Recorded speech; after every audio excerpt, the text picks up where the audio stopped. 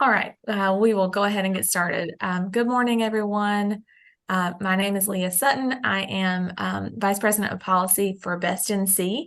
And Best NC is a nonprofit here in North Carolina working to help advance education solutions. And so advanced teaching roles is one of our key priorities. And one way we try to support the advanced teaching roles program is bringing districts together to learn about what ATR is and what each district is doing on ATR. And then, of course, there's this annual grant opportunity for districts. So we have today, our time will really be focused around the grant.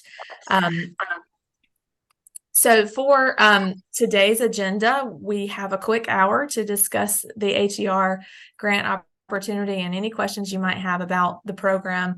And we really want it to be an open conversation. So please feel free to jump in with questions and just, ask anything that you're curious about so that we can make sure that this hour really serves you well.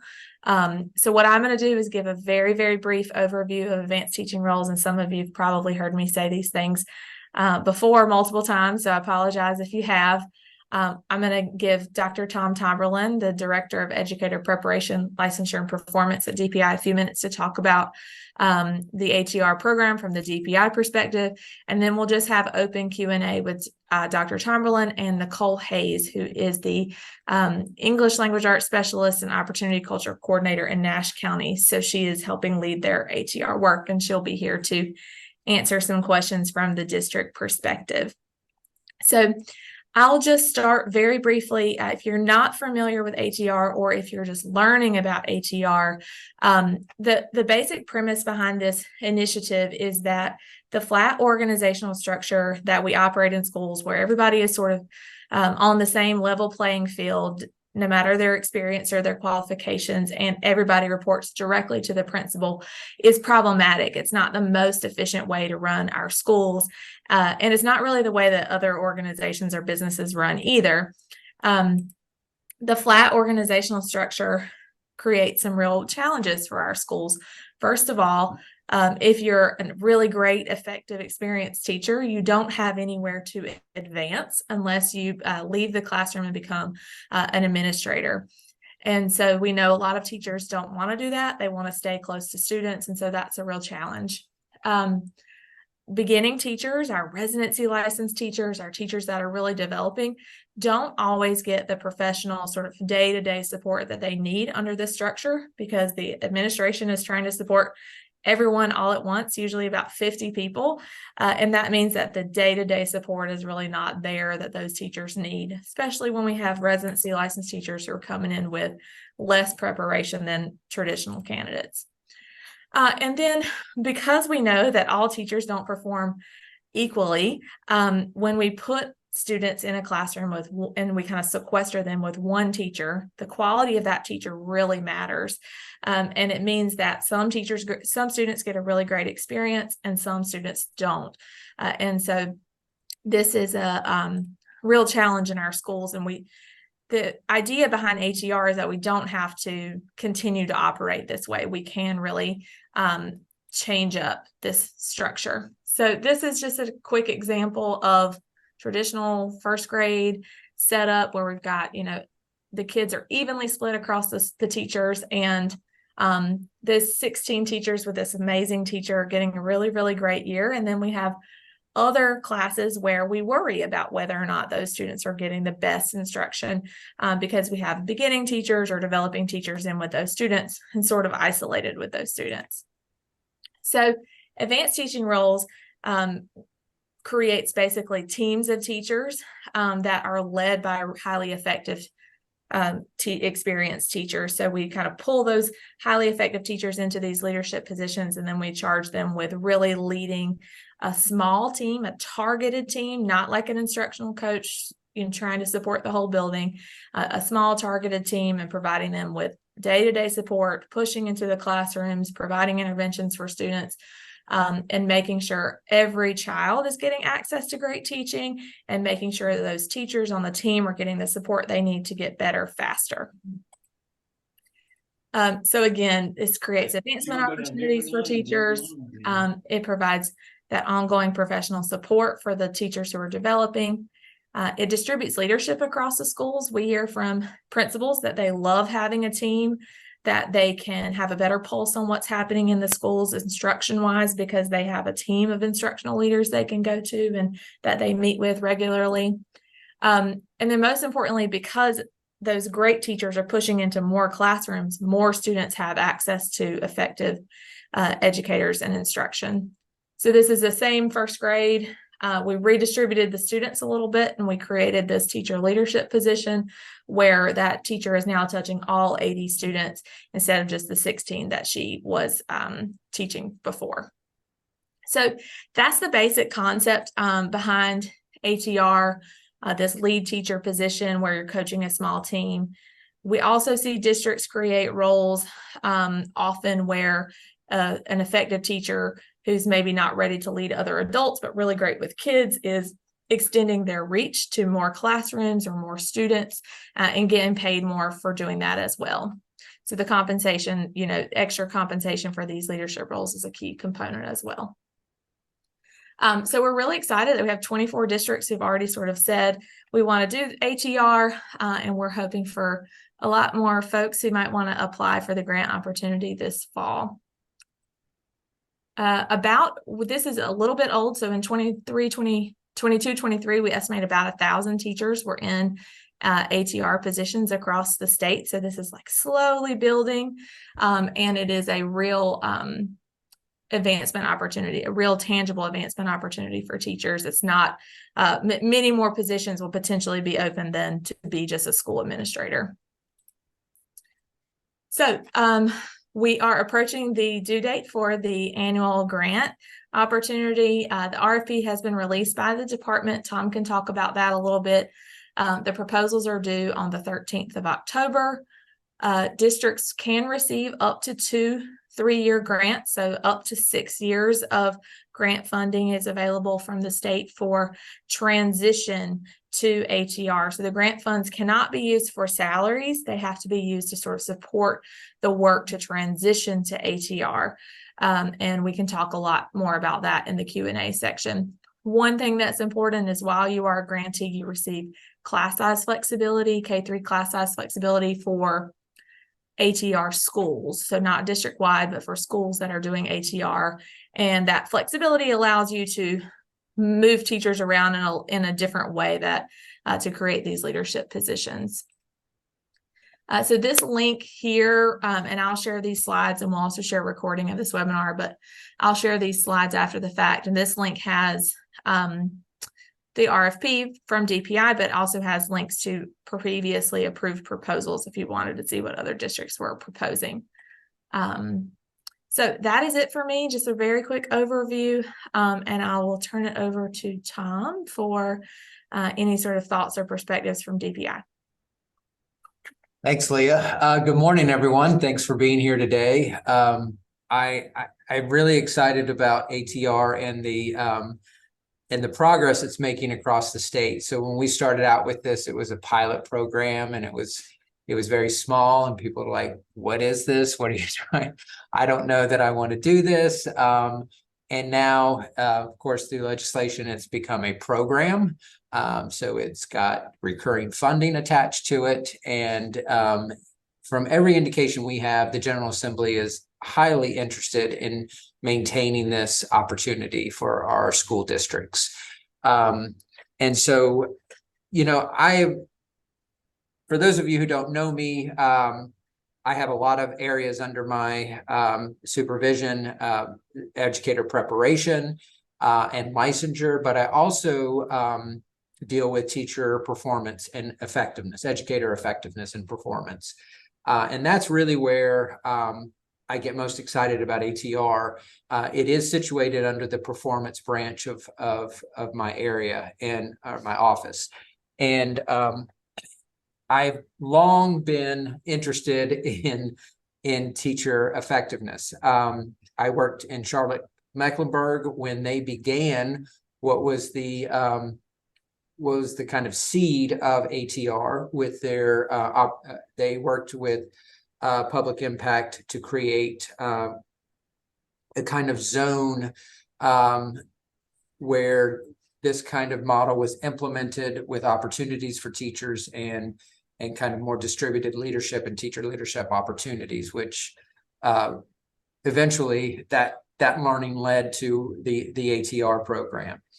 And a little interesting note about this, when I came to DPI, I had a school where the teacher had met high growth, and all her students were proficient. And by all accounts, she was just an extraordinary teacher. And the school district wanted other teachers at that grade level and subject level to learn from this teacher. And so the way that they did this was they went in and they took pictures of her classroom and everything she had on her walls, how she organized her students in the classroom and everything. And they sent it out to all the teachers in, let's say it was fourth grade reading. All the fourth grade reading teachers sent out all these pictures and said, this is what your classroom absolutely has to look like to achieve maximum success with your students. And they were very sincere, and I tried to be very gentle. And I said, well, how are they seeing what that teacher's doing? And they said, oh, well, we can't do that. Like, they have their own classrooms and they have to, and so we can't let them watch that teacher. There's no way for us to do that. So we thought if they set up their classrooms, if their environments matched hers, then they would achieve the same result. And I think that story has always stuck with me. And this is the problem that ATR solves, I think, is now you do have the opportunity for your early career teachers or your teachers that are struggling with increasing their effectiveness with their student learning. They can have a model for how that looks from an expert. And advanced teaching roles really opens up that opportunity. All the theoretical learning, and trust me, I can attest to this. I've done a lot of theoretical learning in my life, and is no comparison to experiential learning. When you can see it happening and you can see the impact that it's having on students, there is no substitute for that. You could take all the courses you want, and it's never going to get you to where you need to be if you can see it happening in real time. And so that's the theories behind ATR that I find most exciting. And I hope you and your districts find this very exciting opportunity, because you are really allowing the opportunity for your highly effective teachers to showcase their talent, to leverage that for building the capacity of your early career and maybe less effective teachers, so they can become those great teachers they all want to be. So that's my kind of emotional appeal to this. I do want to go through some of the procedures and the processes that are important to getting to that position. So we do hold an annual RFP. This is in legislation. In September, we open up that RFP process to start receiving applications. This year, however, we went ahead and sent out the application. Gosh, I think it was back in, it was the latter part, maybe back in April, to give you folks lots of time to develop your plans and to put your best plan forward. Previously, we opened it on September 15th. Your plans had to be in by October 15th, and that was a pretty quick turnaround.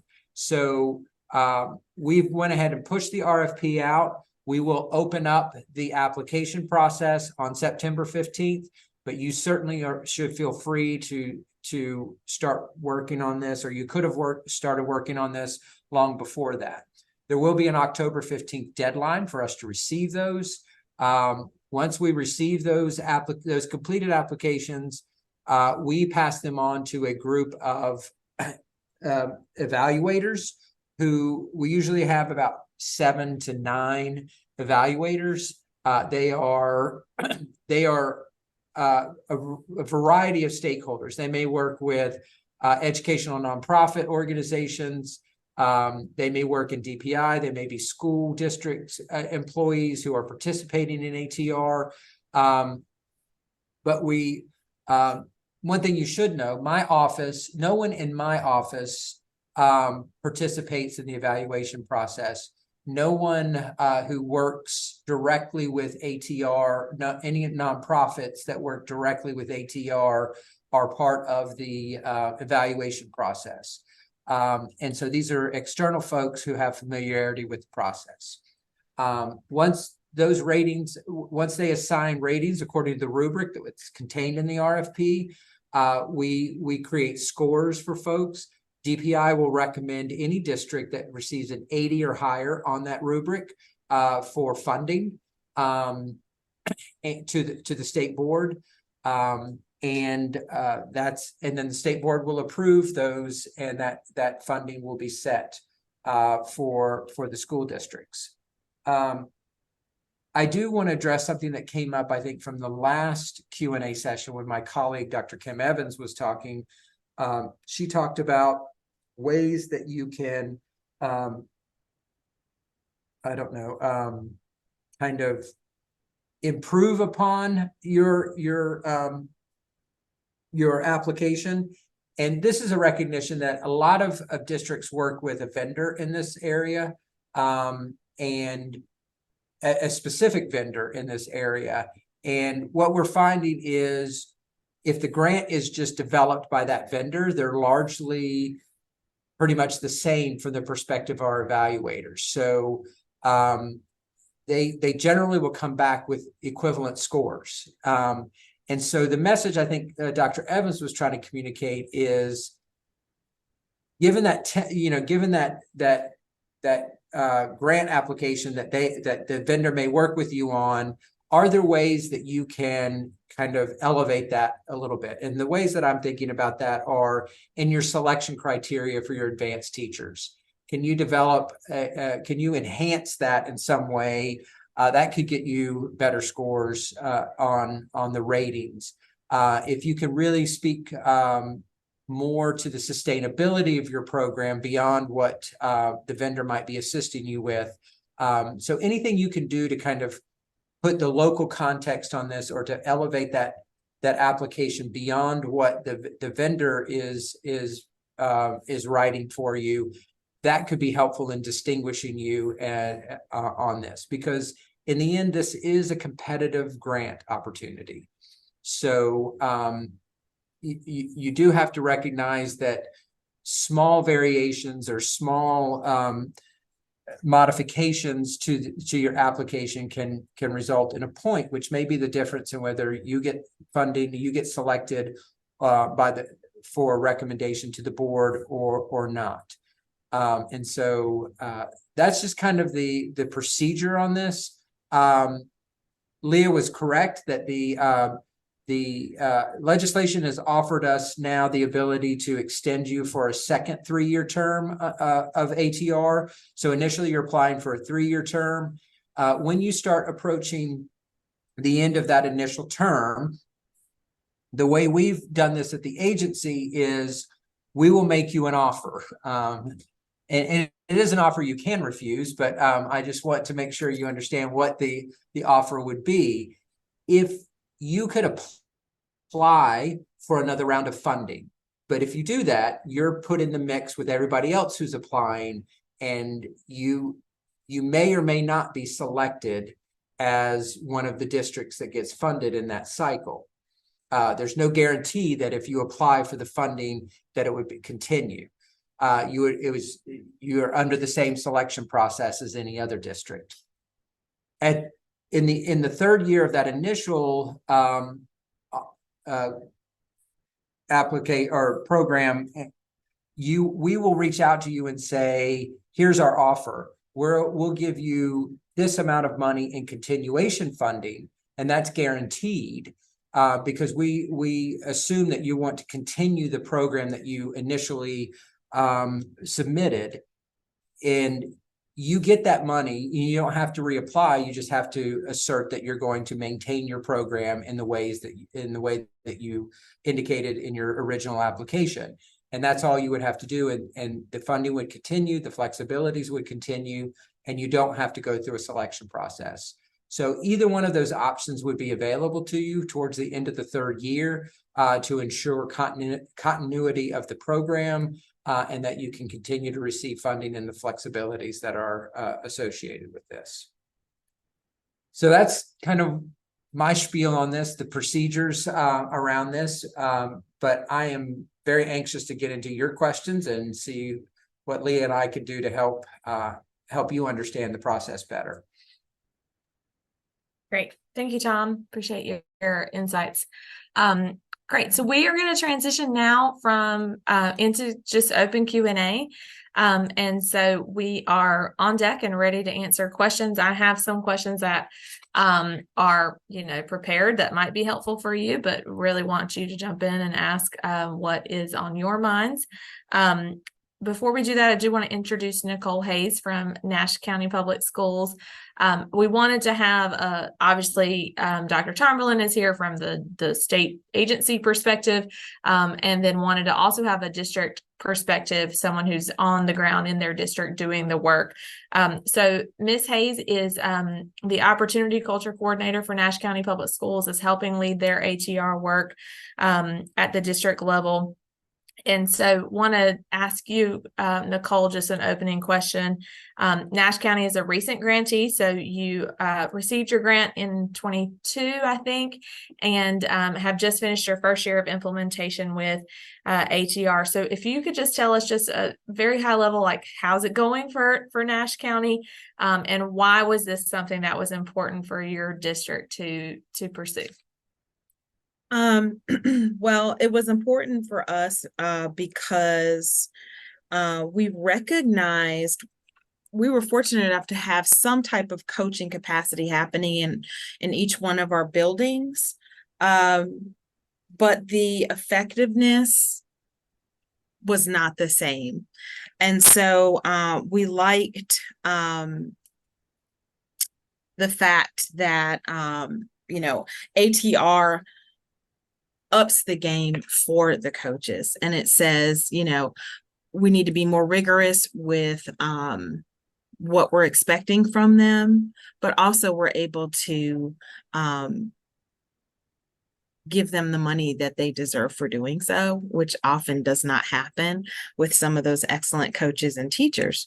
And so we started out the first year with 5 schools, and I think it's gone pretty well for our first year.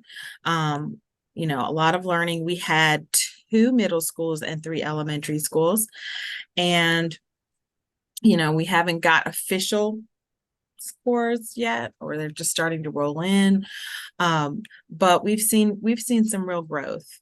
One principal in particular at a really tough middle school, we're pretty sure he's exceeded growth this year, and he attributes that to the ATR program and his 4 what we call MCLs here. So it's going well. We're really excited about the second cohort. We're adding 5 more schools this year, and we're excited about it because we've learned better ways to support. We've learned how to adjust the hiring process.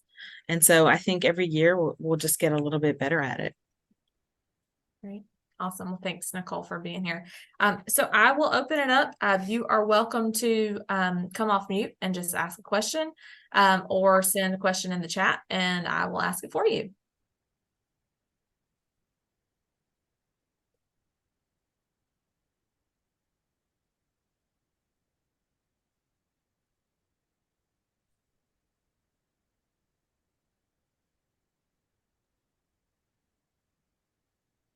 Good morning, everybody. I'm Lane Brown from Guilford County Schools. I'm the Senior Director for Public Affairs and Philanthropy, and excited to work with Sean McWhirter and our team on this year's application.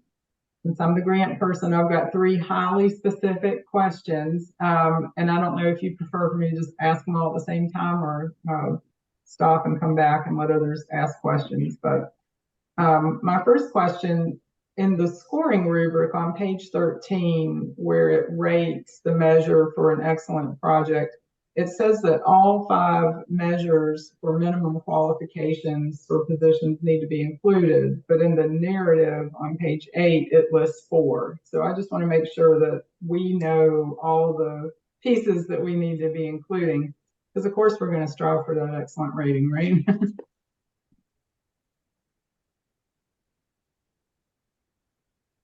Yeah, Lane, that's a great question. Let me pull up the RFP real quick and see Thank you. I appreciate that. here. So can you tell me the page again? Yeah, the narrative page is page 8 under number 2, the descriptions of the roles that need to include minimum qualifications, and there are 4 listed there.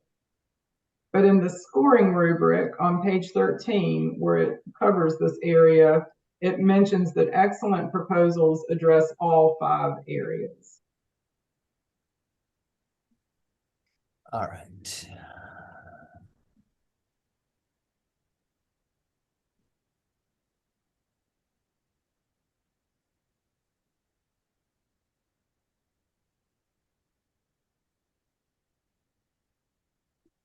And then the rubric.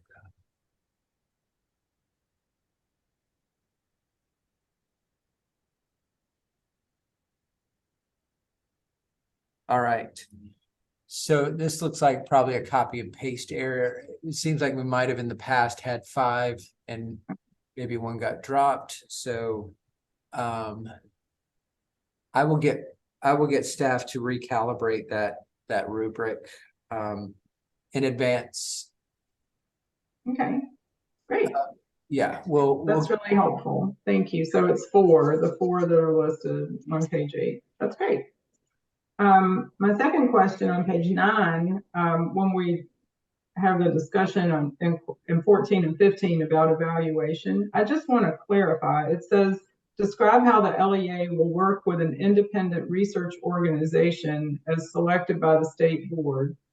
And I'm reading that to mean that we're working with your agency and we're not expected to contract with a separate evaluation vendor. Sometimes that's required in grants. So I just wanted to clarify. That's right. That's a great question. The board has select our current, so it's written this kind of generically because right now our evaluation team is our independent research organization is the Friday Institute, who is doing the evaluation of ATR for the mandatory statutory, the statutory requirement for an evaluation of the program.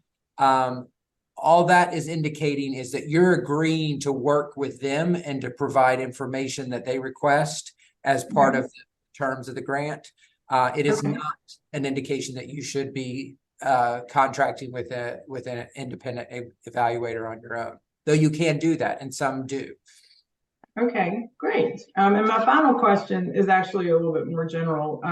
I wonder in this competition whether there's a preference for new districts who haven't participated yet, or whether this program is primarily working with the districts that were shown on the earlier slide. Right. So this goes back to kind of the offer. So we do recognize that the issue here is around sustainability. So sustainability is one of the factors. And so districts do have the opportunity to reapply at the end of the 3rd year. And we certainly don't want to shut that down. But our concern is if you're coming before the board for funding to support the infrastructure for your program for another 3 years, the question around the sustainability, this may raise questions around the sustainability of your program. And we want to recognize that as a caveat to the reapplication process. And the way we've attempted to address that is this offer of continuation funds in lieu of a second application. We have vetted this with the General Assembly, and they felt like that was an acceptable approach to the issue. But we can't remove, we certainly can't remove the specter from our board members that this district received, $1 million in funding in the first grant period, and now they're coming back to you with the same program and asking for another $1 million. That's what we're concerned about. Not from, we'll evaluate you the same. I can't, not we, our folks that are doing the evaluations of the proposals will evaluate you according to the rubric. I can't say that wouldn't raise a question in their mind about the sustainability, and they may call that into question in their rating. And then also there is the perception of board members about, if this is sustainable, why is it coming back for another 3 years of full funding? And so those are issues that I think you should be aware of. I can't do much to remove those impressions that folks might have. And that's what we're trying to be as transparent as we possibly can with you all who may be doing this.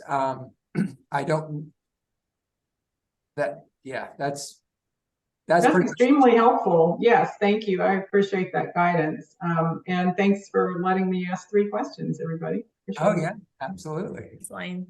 I'll say that one of the things that has happened over time is that originally it was just 1 3-year grant and that was it. And the class size flexibility, because the class size flexibility is tied to being a grantee from the state, we were able to sort of say, let's extend that. Let's keep looking at how this is working and give more class size flexibility for a second term.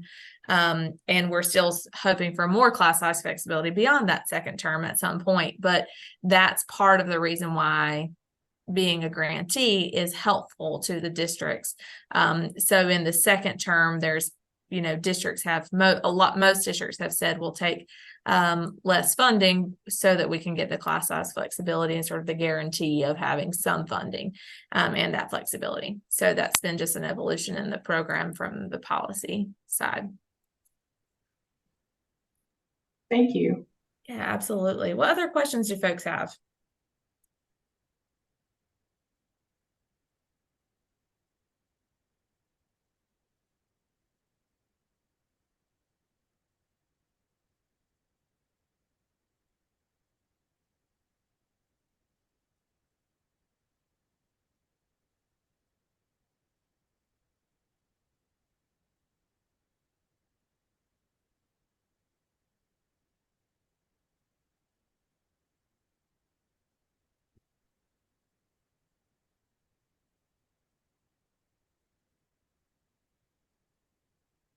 So Tom, I'll ask one about how can are districts working together on HER grants? Are there any examples of that where districts are sort of sharing resources across their schools?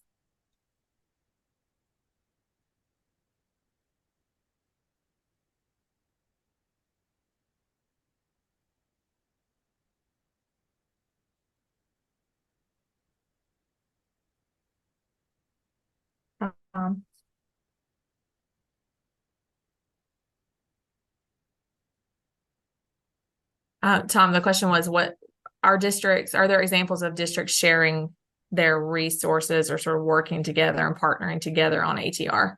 Oh, I'm sorry. I thought you, sorry. That's okay.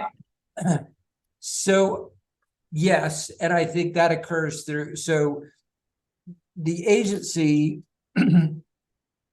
has partnered with Best in C to provide kind of networking opportunities for districts. So I don't think it's quite quarterly, Leah, but it's at least a couple times a year. There will be kind of convenings. We've had some here at DPI. There's been some in districts that are participating in the ATR program, have hosted those where people can come together, share their experiences with ATR, how they might have encountered problems and solve those problems. So those opportunities for networking are available. And we hope our partnership with Best in Seed will continue in that regard, to where we continue to offer these opportunities to learn from one another. Because the reality is we have programs that are more mature in ATR, and we have lots of districts that are pretty new to this. And so that allows the opportunity for, the wisdom of experience and the innovation of the brand new to come together, and we can get everybody moving towards a better way to implement this. Right. Yeah.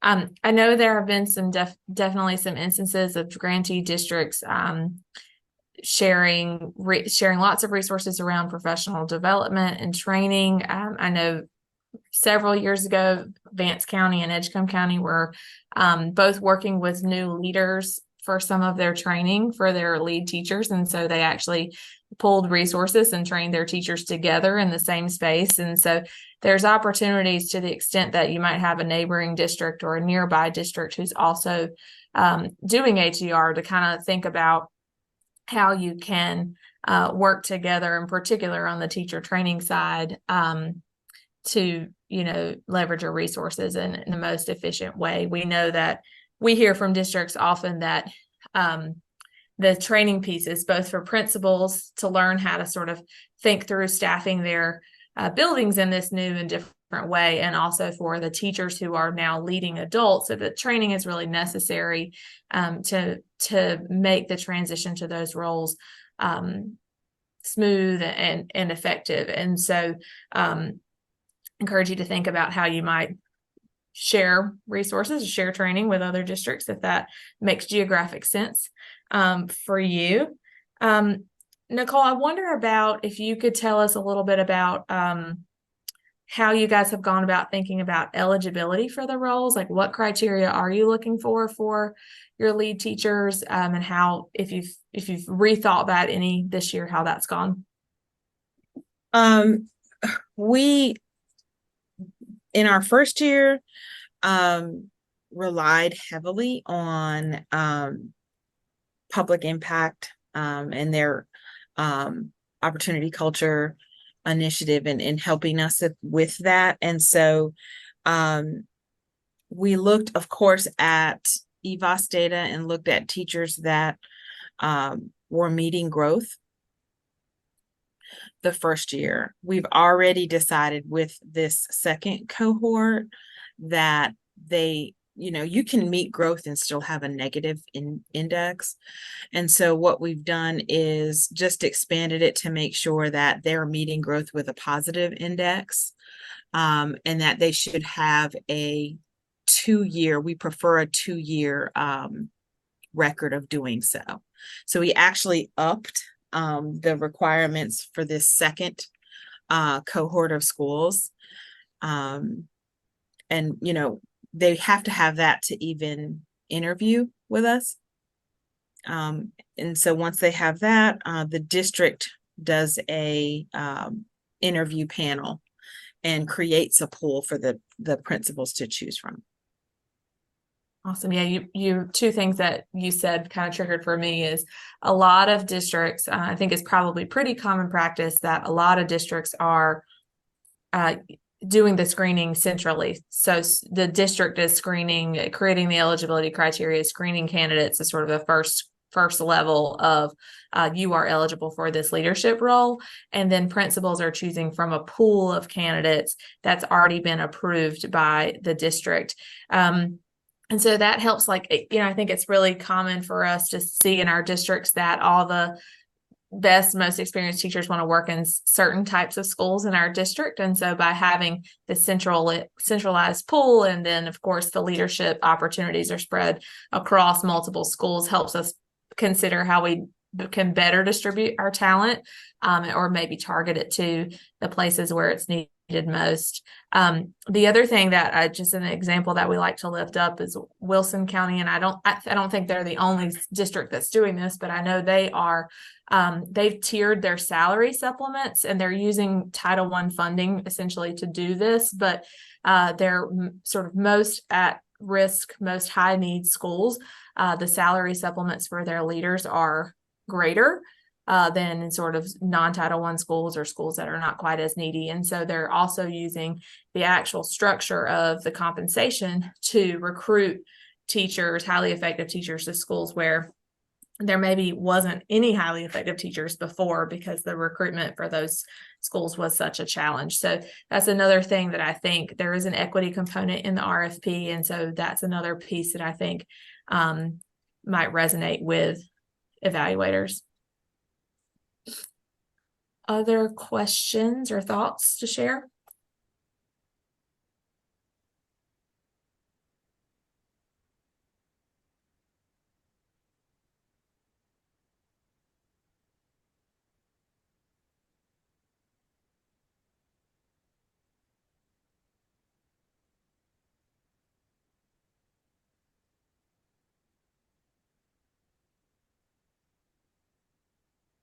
Right, Tom, I wonder if you might say just a word about the looming state budget and how it might impact this grant opportunity. With a lot of uncertainty there, but feeling like hopefully we'll have additional funding for this program maybe in the next month or so.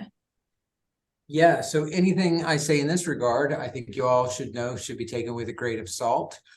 We never know exactly what's going to end up coming through in a budget in any given year, but it is our understanding, and we do have some real positive indicators that ATR will be a focus in this year's budget.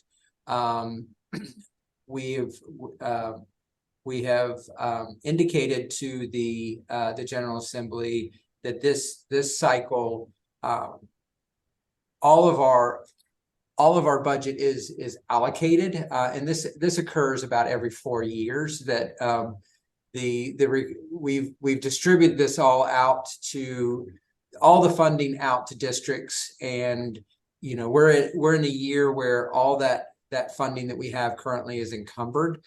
They received that message and were concerned by that message, and so we do anticipate additional funding for this coming year, and there is some. I mean, I don't know how far I should go with this. I don't want to raise expectations and hopes too high, but we've had some indications that they may. The General Assembly may make appropriations about the salary differential, that might become state supported rather than asking districts to come up with that funding from your budget. So again, please don't. That's not in any way a guarantee. It's just that what we've heard might happen in this budget year. Of course, I think the big question everybody has is, what is the teacher salary increase going to be for this coming year? And that plays into this as well. When I've asked, the word I've got is all indications are that it will be there, and it will be somewhere between within the biennium 5 to 7.5%. So when I say biennium, of course, that's the 23-24 school year and the 24-25 school year. The way they're likely to do that is half that in each year of the biennium. So the first year would have either a 2.5 or a 3.5 salary increase, or 3.75, and then the following year that same increase. So we hope, and I've had word that maybe we might see something going to the governor next week, but I don't put a lot of stock in those reports.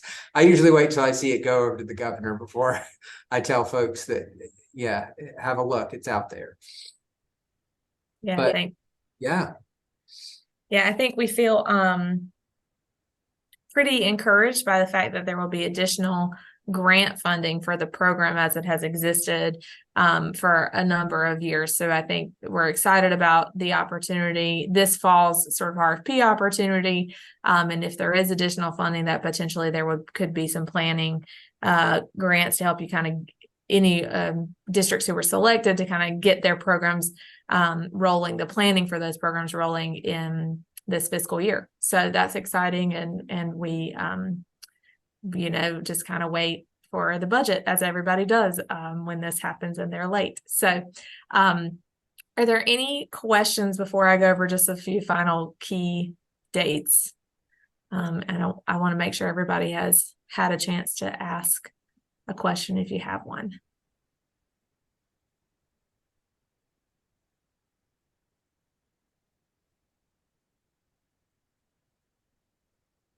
Okay, well, you can always reach Tom and Nicole and I by email, and I can share our contact information after the fact if there's anything that pops up later that you didn't get a chance to ask. So Tom kind of went over these dates, but the actual due date, usually October 15th, but that's a Sunday this year, so it's October 13th.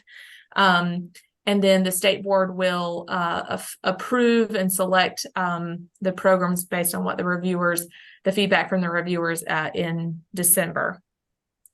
And then notifications will go out in January, I believe. So this is in the RFP document, so it's really just me copying it out of there. But the proposals can be emailed to Dr. Kim Evans at DPI on October 15th. October 13th, and then the physical copies have to sort of follow that. So it needs to be received electronically on the 13th, and no later than the 13th, and then the physical copies. So, one original application signed and 5 copies FedExed or mailed to Kim at the department following the electronic submission on the 13th. So if you have questions about this, Kim's email is here, but of course, any questions, she's receiving it. So this is the email to send it to, but any questions about this process can also go to her.